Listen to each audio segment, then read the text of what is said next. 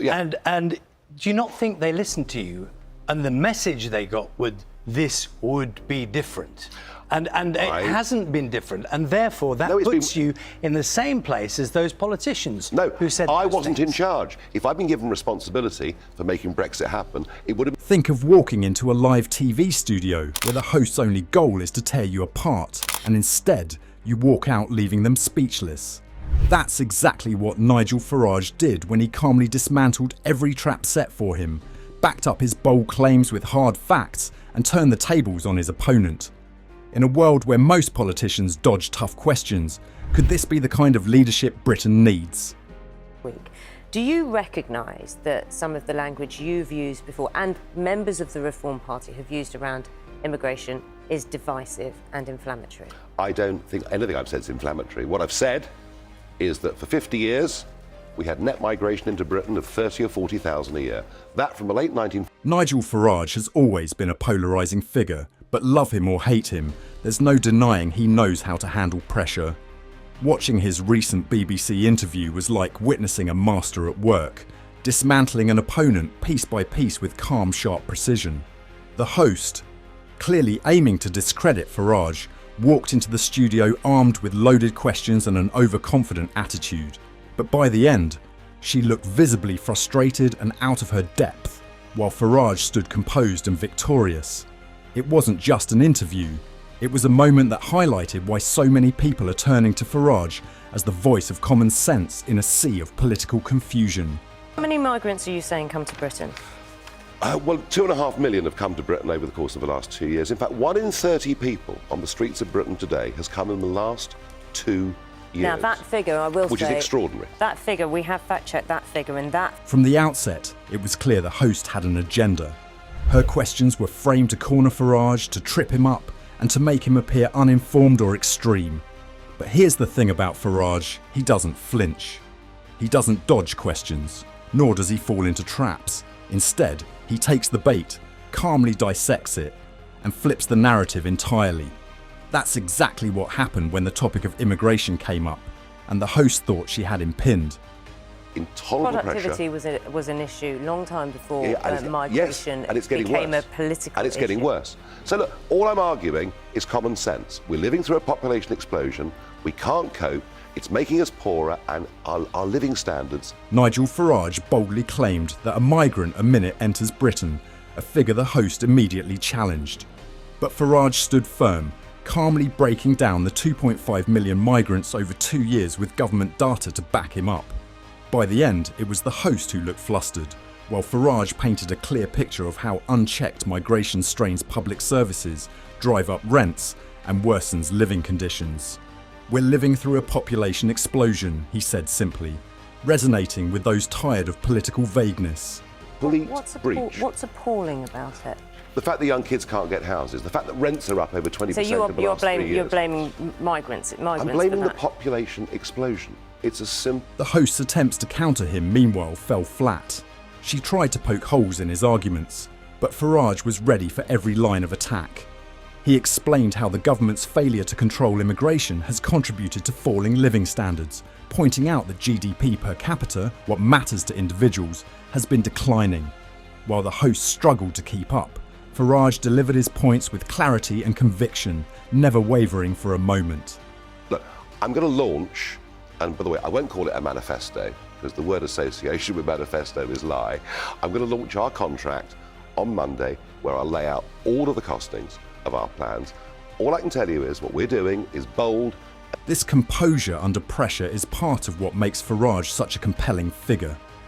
While most politicians dodge tough questions or rely on rehearsed talking points, Farage thrives in the heat of debate. He doesn't just defend his positions, he takes control of the narrative. For you as a party, but relative to the Parliament. Well, we'll see. It gives you a freedom to say stuff, doesn't it? That you're not going to have to back this up and say we couldn't do it. What I'm saying is this.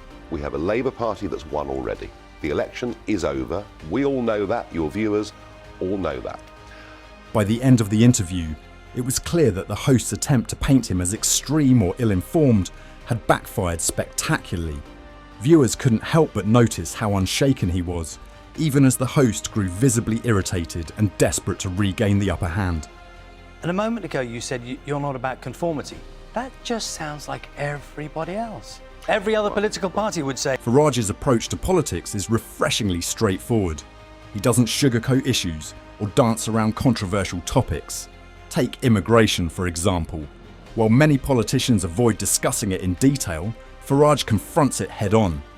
From reform, that's what you said. It doesn't sound radical. That just sounds like you do the same as other people. You talk to think tanks. I've just outlined some very radical proposals. Equally, we don't think anybody should pay inheritance tax until the estate is worth.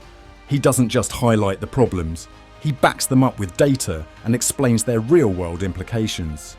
It's this combination of honesty and clarity that sets him apart in a political landscape where spin and obfuscation have become the norm. The Conservatives promised in the last 4 manifestos to reduce the level of net migration. In fact, in 3 of them they promised to tens of thousands a year. It is now 750,000.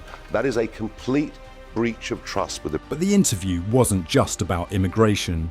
Farage used the platform to address a range of issues, from the housing crisis to the erosion of public trust in politics. He pointed out how years of broken promises from the Conservative Party have left voters disillusioned. They've promised to reduce net migration in 3 manifestos, he said, but the numbers have only gone up. It's a complete breach of trust. Farage's criticism wasn't just aimed at the Conservatives, though.